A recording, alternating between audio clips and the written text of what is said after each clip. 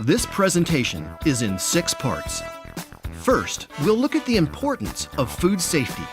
After that, we'll learn how health and hygiene play a key role in a safe restaurant or kitchen.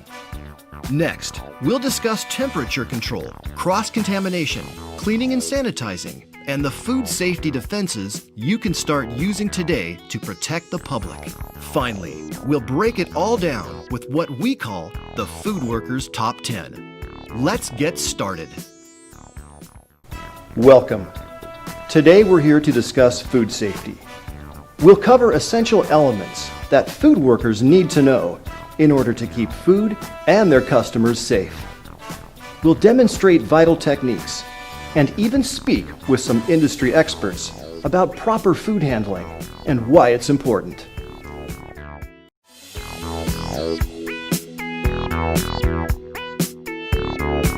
In Part 1, the importance of food safety, you'll find out how many Americans are affected by foodborne illness nationwide. We'll meet an environmental health inspector and discuss how cleanliness is a key factor in his work. Every kitchen requires a person in charge, and we will introduce a PIC to talk about their responsibilities. Then we'll focus on who is at risk, where we learn which segments of the population are most at risk for foodborne illness or injury, and how you can help keep them safe. Without proper food handling practices, the public becomes at risk for foodborne illness or injury from hazards in the foods they consume. Anyone who's had food poisoning or a foodborne illness or injury knows it's an unpleasant experience. But with estimates that about 48 million Americans get sick, with 128,000 hospitalized, and over 3,000 deaths annually from unsafe food nationwide, it's important to remember that following food safety rules saves lives. We asked Zach Manning, an environmental health inspector for Lane County in Oregon, to tell us about his role in maintaining public health and what he looks for during his inspections of restaurants and food service facilities. The most important thing is this restaurant clean? If you have a dirty restaurant, that tells me a lot. That means there's miscommunication, the restaurant is unorganized, and there is a lack of effort being put forth. This all falls on the person in charge. Cleanliness is key to any restaurant and kitchen.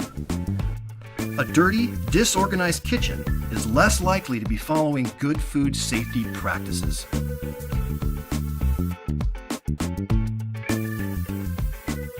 The second thing Zach looks at is the competence of the person in charge.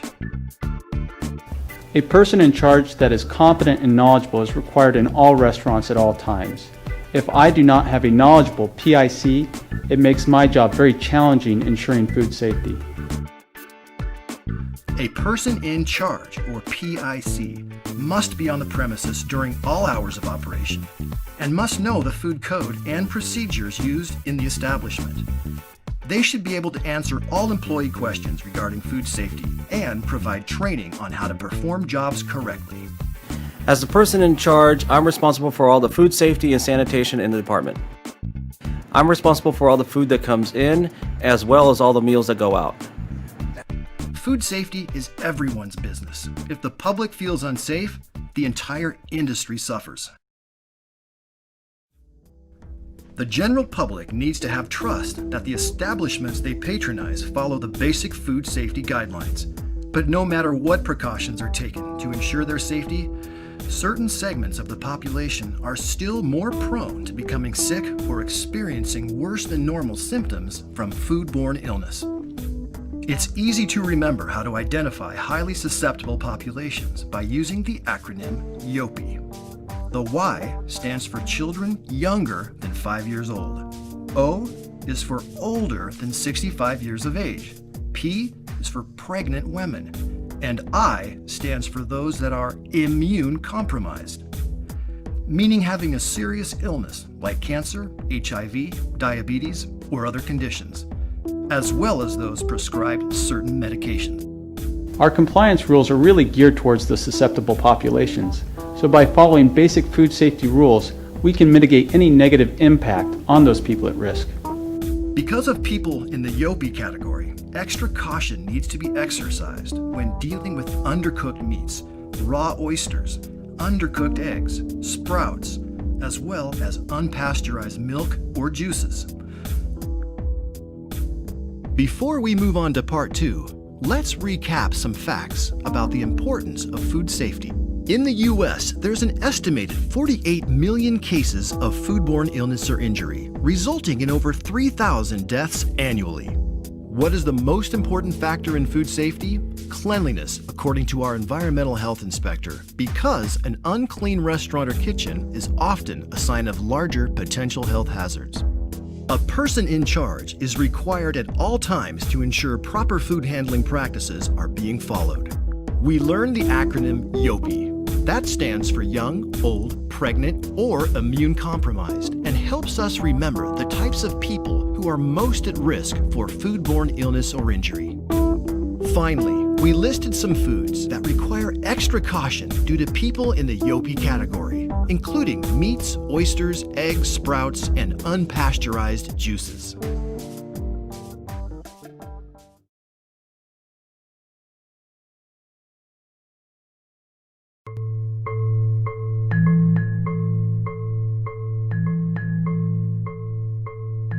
Welcome to Part 2, Health and Hygiene. What is biological contamination? How does food worker health affect safety? What should you do when you're sick? And what does good personal hygiene mean? Find the answers to these and other important food safety questions, including proper hand washing and when it's important, how to avoid bare hand contact with ready-to-eat foods, glove use, and how personal habits can affect food safety. Of all the types of hazards that can arise from unsafe food handling practices, biological contamination is the most common. Germs are everywhere, and some of them make us sick. It's those harmful pathogens that cause foodborne illness. Food worker health is one of the most important factors to preventing foodborne illness. It's simple. When you're sick, don't work with food. Germs can easily be spread if you're experiencing flu-like symptoms, jaundice, or other illness. If you're sick, stay home. Remember the 24-hour rule. Vomiting, diarrhea, fever with sore throat, or jaundice, stay home for 24 hours from the last symptom. If my employees are sick, I tell them to go home and come back when they feel better. It's not worth the risk. Besides being aware of your own health and knowing that when you're sick, you pose a risk to the public, being aware of your personal hygiene is another aspect of avoiding contaminants in the food you serve. In fact, food workers with good personal hygiene save lives. Following proper hand washing protocol by washing your hands the right way and at the right times, keeping fingernails trimmed for easier cleaning, wearing hair restraints and proper work clothing, and covering cuts and burns with bandages and gloves. In addition to not working while sick, these are all ways that hygiene prevents the spread of germs in the kitchen.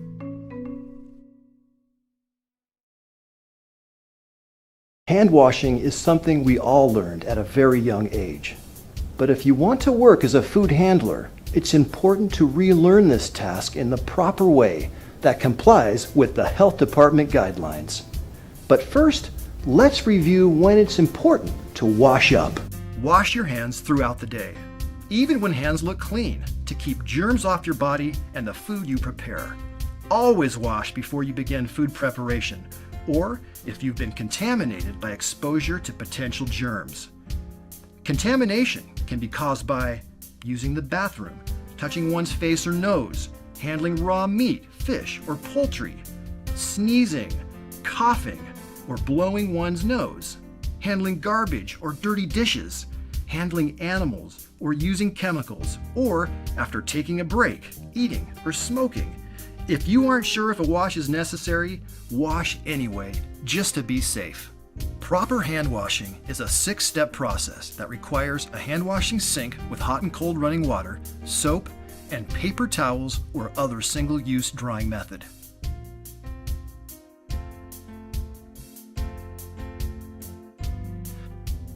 Step 1. Get hands wet to help the soap work. Step 2. Apply soap and scrub. Remember to pay attention to your entire hand when washing. Step 3. Rub your hands for a full 20 seconds. This is how long it takes for soap to kill germs. Step 4. Scrub the backs of your hands and between your fingers, a common breeding ground for bacteria. Scrub your forearms. They frequently touch food prep surfaces, and utensils. Step 5. Rinse hands to send the soap suds and germs down the drain. Rinse for about 5 seconds to fully remove the soap. Step 6. After rinsing, dry hands and forearms with disposable paper towels or an air blower. Don't use cloth towels or dish rags, which can stay damp and recontaminate your hands. It's important to know that hand sanitizers may be helpful on clean hands, but are not substitutes for hand washing. In fact, in some cases, double hand washing may be required. Always remember that hand washing is the most important food safety tool to get rid of the germs that make people ill. When in doubt, wash. But germs can remain on your hands even after washing. That's why it's important to prevent bare hand contact with ready-to-eat food by using utensils such as tongs, scoops, deli papers, or single-use gloves. Focus on minimizing bare hand contact. Utensils, tongs, tissue paper, these are all acceptable when handling ready-to-eat foods. So you don't need to glove up as often as you think. When you do use gloves, remember it is required to wash your hands before and sometimes after proper glove use. Ready-to-eat foods are those served without additional washing or cooking to remove germs. They include washed produce that's eaten raw, such as sliced fruit, salads, and garnishes. Foods that will not be cooked, such as sandwiches, sushi, and deli salads. Bakery or bread items, such as breads, cakes, pies, and tortilla chips. Ice that may be used in drinks, or foods that have already been cooked. Gloves can be tricky because if a food handler thinks they're using gloves correctly and they aren't, they can put the public at an increased risk by contamination. Gloves are there to protect food from germs, not your hands from the food. So remember to change them often and never wash or reuse them, especially between working with raw and ready-to-eat food. When you're done with them, be sure they go in the trash and wash your hands afterwards. When it comes to health and hygiene as a defense against foodborne illness, it's important to realize that personal habits affect food safety. You may not eat, drink, or use any type of tobacco in food prep areas. This is to prevent spills and reduce contamination. Use hair restraints that are intended to keep hands out of hair and hair out of food. Hair must always be restrained when working around food or in food prep areas. Hair restraints include hairnets, barrettes, ponytail holders, and tight braids. Long beards must also be restrained. Fingernails must be trimmed for easier cleaning. If nail polish or artificial nails are worn, you must wear gloves when preparing all foods, not just ready-to-eat foods. Rings, watches, bracelets, and all other jewelry on arms or hands must be removed during food preparation. Wedding rings may be worn if they're covered with a glove when the food worker is preparing food. Personal items like medicine, coats, and purses must be stored away from food, dishes, and linens. Let's review Part 2, Health and Hygiene. We learned that biological contamination is caused by germs on our bodies and in our environment, and that if you are sick, don't come to work. Follow the 24-hour rule and check in with your person in charge about your symptoms. Follow proper hand washing steps at the correct times to avoid biological contamination. Avoid bare hand contact with ready-to-eat foods. Use gloves to protect food, not your hands, and wash before and after glove use. Be aware of your own personal habits and hygiene as a defense against foodborne illness. When it comes to health and hygiene, as a defense against foodborne illness, it's important to realize that personal habits affect food safety. You may not eat or use any type of tobacco in food prep areas. Drinks kept in food prep areas must be covered securely with a lid or cap. This is to prevent spills and reduce contamination. Use hair restraints that are intended to keep hands out of hair and hair out of food. Hair must always be restrained when working around food or in food prep areas. Hair restraints include hairnets, barrettes, ponytail holders, and tight braids. Long beards must also be restrained. Fingernails must be trimmed for easier cleaning. If nail polish or artificial nails are worn, you must wear gloves when preparing all foods, not just ready-to-eat foods. Jewelry, including rings, watches, bracelets, and all other jewelry on arms or hands, must be removed during food preparation. Plain bands may be worn if they are covered with a glove when the food worker is preparing food. Personal items like medicine, coats, and purses must be stored away from food, dishes, and linens.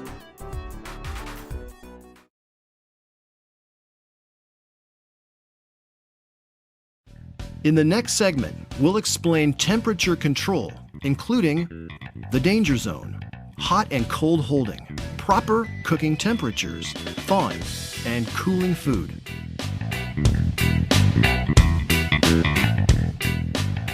Foods must be cooked and held at correct temperatures, and cooks must use a metal stem or digital thermometer to ensure that meat, poultry, seafood, and other cooked foods reach safe minimum internal temperatures. Obviously, the only way to be sure that you've cooked something to the right temperature is with a probe thermometer. Remember, always hold cold foods at 41 degrees Fahrenheit or less. Always hold hot foods at 135 degrees Fahrenheit or above. Most bacteria do not grow in very hot or cold temperatures. The danger zone in which bacteria can grow rapidly is between 41 degrees Fahrenheit and 135 degrees Fahrenheit. Potentially hazardous foods may not be at room temperature for more than 2 hours while being prepared. When you're working with food, it's key to work quickly in small batches. Keep the rest of the food you're not working with hot or cold, either below 41 degrees if it's cold, or above 135 degrees if it's hot food. If food has been left at room temperature for an unknown amount of time, throw it away. It could be unsafe to eat.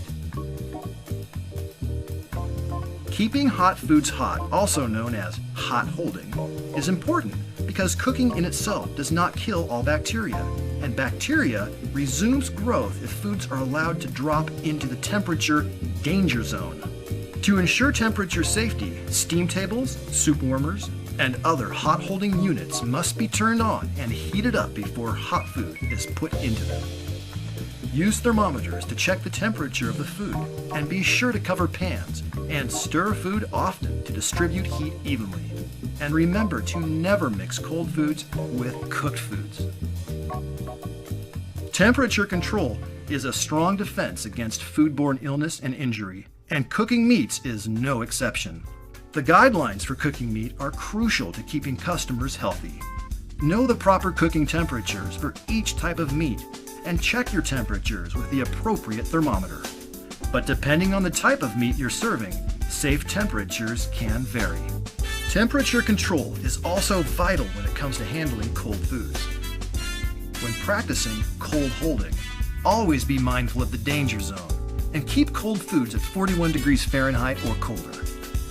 Foods can be kept in a refrigerator, ice, or other approved methods to keep bacteria from growing. When using ice to keep food cold, the ice must surround the container to the top level of the food.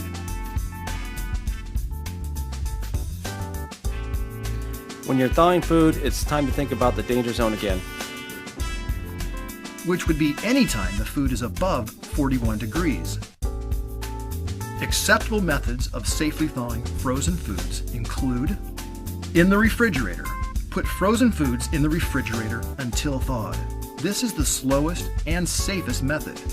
Thaw raw meats on the bottom shelf or in a container to avoid cross-contamination with other foods. Under cold running water, keep the food covered in cold 70 degrees Fahrenheit or colder, running water until it's thawed. Or you may thaw as part of the cooking process or in the microwave for certain foods. Small items, such as frozen burritos, may be thawed while they cook.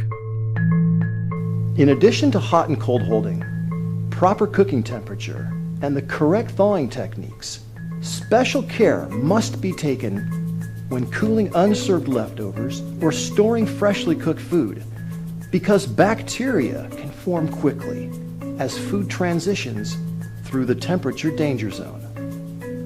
It goes back to the danger zone. You want to move food through the danger zone as quickly as possible. For instance, you make some hot food and you want to reserve it the next day. Your goal is to safely cool the food from 135 degrees to below 41. The key to cooling food safely is in two phases. First, get the food from 135 to 71 in 2 hours. Second, cool food from 71 to below 41 degrees within 4 hours. Improper cooling is a leading contributor to foodborne illness. We can't stress enough how important it is to please take cooling seriously. Move the food through the danger zone as quick as possible, because bacteria can produce toxins that are not destroyed by reheating temperatures. Cooling food is often the riskiest step in food preparation. Here's a quick outline on the facts of temperature control. The danger zone is between 41 degrees Fahrenheit and 135 degrees Fahrenheit.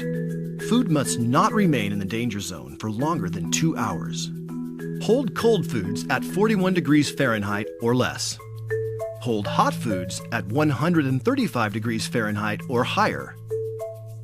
Know the proper cooking temperatures for meats, poultry, and seafood, and use the correct probe thermometer. Follow the steps for safe thawing and cooling of food. Time now for a closer look at what we just learned. So far, we've covered 2 of the top 3 defenses against foodborne illness and injury. We showed you how health and hygiene provide a first line of protection from spreading contaminants in the food you serve. We outlined aspects of temperature control designed to keep food out of the danger zone and free from potential hazards.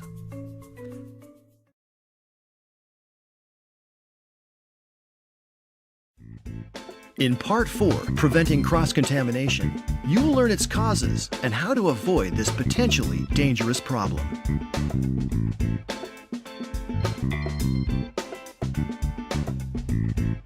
Avoiding cross-contamination is one of the most important keys in a kitchen. It's critical to avoid cross-contamination. Always keep your raw meat, like chicken, separate from your ready-to-eat foods, like vegetables. Cross-contamination is the spread of bacteria from raw meat to other foods. This happens when blood or juice from raw chicken or other meat gets onto a counter, cutting board, utensils, or hands. The bacteria present can spread to other food. It's very important to keep raw meat away from other food. Always wash your hands after handling raw meat. Food contact surfaces that touch raw meat must be washed and sanitized. Never prepare raw meat in areas near other foods. Use one cutting board for fresh produce and a separate one for raw meat, poultry, and seafood. Never place cooked food on a surface that has previously held raw meat, poultry, seafood, or eggs. Cooked food can become infected by the bacteria these other foods harbor. Storage is another place where cross-contamination can occur. Store raw foods on shelves below ready-to-eat foods to minimize contamination from accidental drips or other contact. Store meat with a higher cooking temperature, like chicken, below meat with a lower cooking temperature, like fish. In my kitchen, every employee follows safety steps to avoid cross-contamination. Here's what we learned about cross-contamination. It's caused by bacteria in raw meat spreading to other foods. always keep vegetables and meats separate. Always wash your hands after handling raw meat. Use separate cutting boards for meats and vegetables. Store raw foods on shelves below ready-to-eat foods. Keep foods with a higher cooking temperature, like chicken, below foods with a lower cooking temperature, like beef.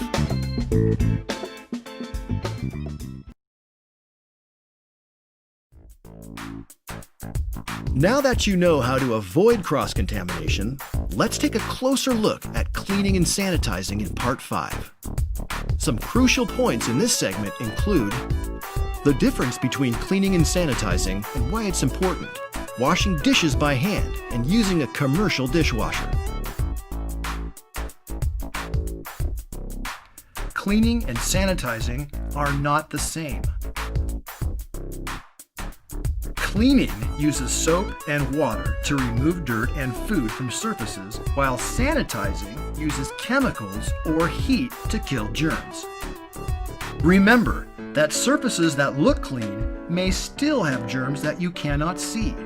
Sanitizing reduces these germs to safer levels. Food contact surfaces should be washed, rinsed, and sanitized after each use to remove germs that can cause illness. Chemical sanitizers must be mixed following the label's directions, and soap should never be added to sanitizers.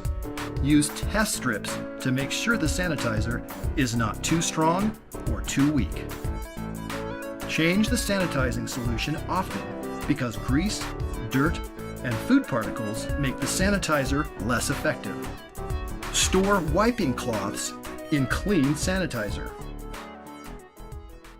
If you're washing dishes by hand, all dishes and food contact surfaces must be washed, rinsed, and sanitized between uses. The procedure for washing dishes by hand is as follows. First, clean and sanitize the sink. Then, scrape leftover food into the garbage. Wash dishes in hot, soapy water in the first sink and rinse dishes with clean, hot water in the second sink. Sanitize by soaking the dishes in the third sink filled with warm water and an approved sanitizer. Always air dry dishes. Towels can breed bacteria if left wet. You may have a mechanical dishwasher that will wash, rinse, and sanitize the dishes. You need to know that the dishes are reaching correct temperatures for sanitization. So temperature gauges and sanitizer levels must be monitored. If you have any questions, speak with your person in charge about proper dishwasher operations. Many of the same basic practices for dishwasher use at home apply to commercial dishwashers, yet don't be fooled, the stakes are high to get this right. To get the cleanest dishes, start by scraping leftover food from the dishes, then stack dishes in dish racks. Do not stack dishes on top of each other, as this will not allow water to circulate properly. To keep them from filling with water and dirt, glasses, cups, and bowls should be turned upside down in the dishwasher. Plates and flatware should be stood up edgewise. Dishes should be allowed to air dry for 1 to 2 minutes before removing from racks. Just like towel drying is not acceptable for hand washing, it's also not used for dishwashing. Towel drying could contaminate the dishes. Inspect all items coming out of the dishwasher. Are there spots or stains? Are all dishes and flatware clean and free of food? No soap should remain on any dishes. Chipped or cracked dishware must be removed from service. After dishes are clean and dry, handle and store them correctly to minimize possible contamination. Don't touch the surface of any glasses or plates that a guest's mouth will touch. Cups, bowls, pots, pans, etc. must be stored upside down. Handle silverware and other utensils by the handles only. Always store kitchen utensils at least 6 inches off the floor in clean, dry areas. Here are the facts on cleaning and sanitizing. Cleaning and sanitizing are different. Cleaning uses soap and water, while sanitizing uses chemicals or heat to kill germs. Surfaces that look clean can still have germs. Sanitizing reduces these germs to safer levels. Food contact surfaces should be washed, rinsed, and sanitized between each use. Follow the label directions on all sanitizers. Never add soap to sanitizer. If washing dishes by hand, use the 3-sink method to wash, rinse, and sanitize dishes. Store bowls upside down and store utensils and dishes at least 6 inches off the ground. Never touch a part of a dish or utensil that a guest's mouth might touch.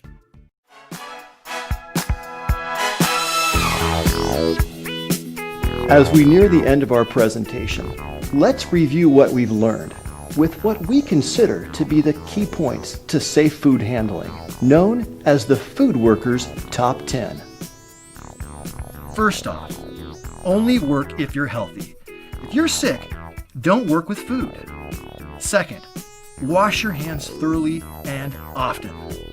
Number 3, don't touch ready-to-eat foods with your bare hands. 4, keep food hot, above 135 degrees Fahrenheit, or cold, below 41 degrees Fahrenheit. 5, cook foods to proper temperatures before serving. 6, cool hot food as quickly as possible, less than 4 hours from 135 degrees Fahrenheit to 41 degrees Fahrenheit. 7, keep raw meat away from other foods. 8th on the list, always follow these 4 steps in order. Wash, rinse, sanitize, air dry. Next, remember to keep food prep areas and utensils clean and sanitized. Last but not least, always ask your person in charge any questions you have on food safety. Thank you for joining us, and remember to be safe. It saves lives.